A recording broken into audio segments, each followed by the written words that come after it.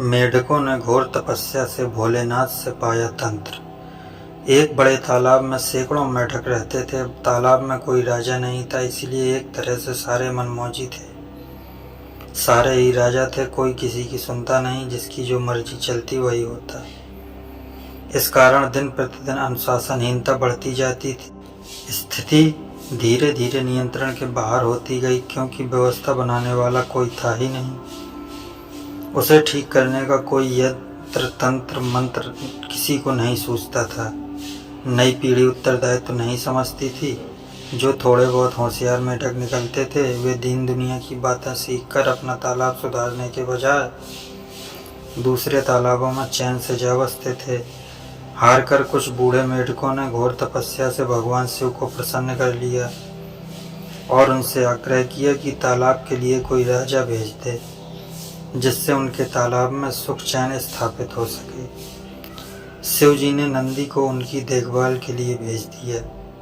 नंदी तालाब के किनारे इधर उधर घूमते, पहरेदारी करते, लेकिन ना वह उनकी भाषा समझते थे, ना उनकी ज़रूरतें। अलबत्ता उनके खुर से कुचलकर अक्सर कोई न कोई मेढक मर जाता।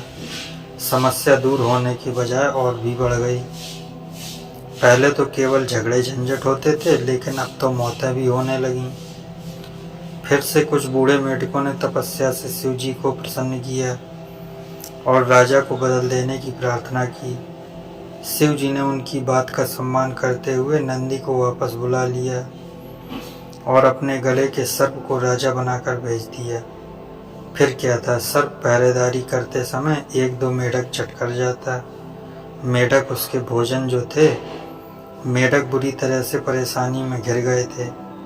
फिर से मेढकों ने घबराकर तपस्या से भोले शंकर को प्रसन्न किया और कहा कि आप कोई पशु पक्षी राज करने के लिए न भेजें, कोई यंत्र या मंत्र दे दें जिससे तालाब में सुख शांति स्थापित हो सके। शिव ने सर्प को वापस बुला लिया और उन्हें एक प्रतिनिधि शिला पकड़ा दी। मेढकों ने जैसे ही शिला को तालाब के किनारे रखा, वह उनके हाथों से छूट गई और बहुत से मेढक दबकर मर गए। मेढकों की समस्याओं का हल होना तो दूर, उनके ऊपर मुसीबतों का पहाड़ टूट पड़ा। फिर क्या था, तालाब में चीख पुकार रोना धोना मच गया। मेढक मिलकर फिर शिव जी की प्रार्थना में लग गए।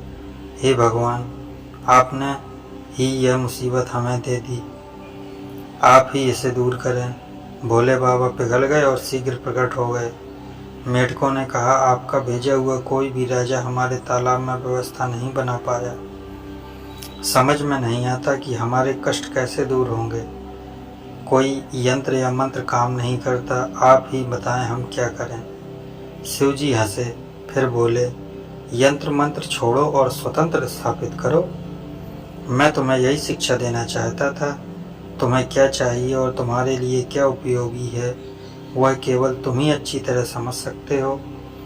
किसी भी तंत्र में बाहर से भेजा गया कोई भी बाहरी शासन या नियम, चाहे वह कितना ही अच्छा क्यों ना हो, तुम्हारे लिए अच्छा नहीं हो सकता। इसीलिए अपना स्वाभिमान जागृत करो, संगठित बनो, अपना तंत्र बनाओ और उसे लागू करो। अपनी आवश्यकताओं को समझो, गलतियों से सीखो। मांगने से सब कुछ प्राप्त नहीं होता। अपने परिश्रम का मूल्य समझो और समझदारी से अपना तंत्र विकसित करो। फिर उस दिन के बाद से मेढकों ने तालाब में सुख शांति स्थापित हो गई और वे सभी चैन से जीवन व्यतीत करने लगे।